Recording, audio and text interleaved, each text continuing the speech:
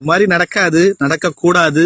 ஒருவேளை நடந்தால் யூடியூபில் பணம் வருவது நிப்பாட்டிட்டாங்க, நீங்க போடுற வீடியோவுக்கு பணம் கிடையாது அப்படின்னு சொன்னாக்கா என்னவாகும்?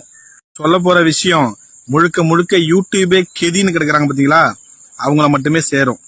கிடைக்கிற நேரத்துல வீடியோ போட்டுக்கிட்டு மக்களுக்கு விழிப்புணர்வு பதிவுகளை உண்டாக்குறாங்களே, அவங்களுக்கு இது சேராது.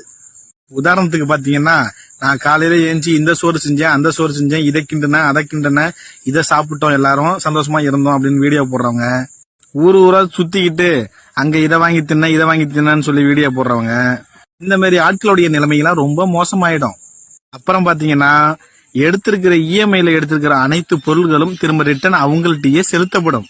எடுத்திருக்கிற காராகலாம், இல்ல பெரிய பெரிய விஷயங்கள்லாம் பண்ணிருப்பாங்க, நிறைய விஷயங்கள் லோன்ல போட்டு பண்ணிருப்பாங்க.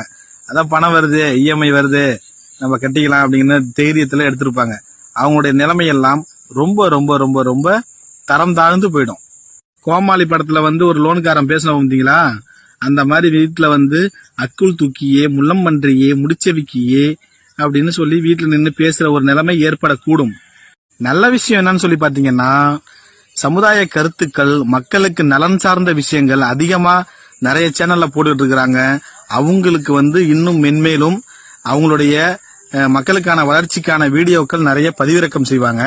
மக்களை அதிகமா விழிப்புணர்வு ஆவாங்க.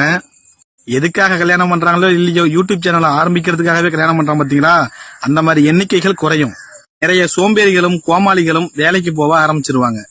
ஒரு நேரத்துல நோக்கியா கம்பெனியை இழுத்து மூடப்பட்ட பொழுது பெரும்பான்மையா நிறைய மக்கள், நிறைய இளைஞர்கள் வேலையில்லாத திண்டாட்டத்தை சந்திச்ச மாதிரி திரும்பவும் ஒரு வேலையில்லா திண்டாட்டத்தை சந்திக்கக்கூடிய ஒரு நிலைமை கண்டிப்பா உண்டாகும்.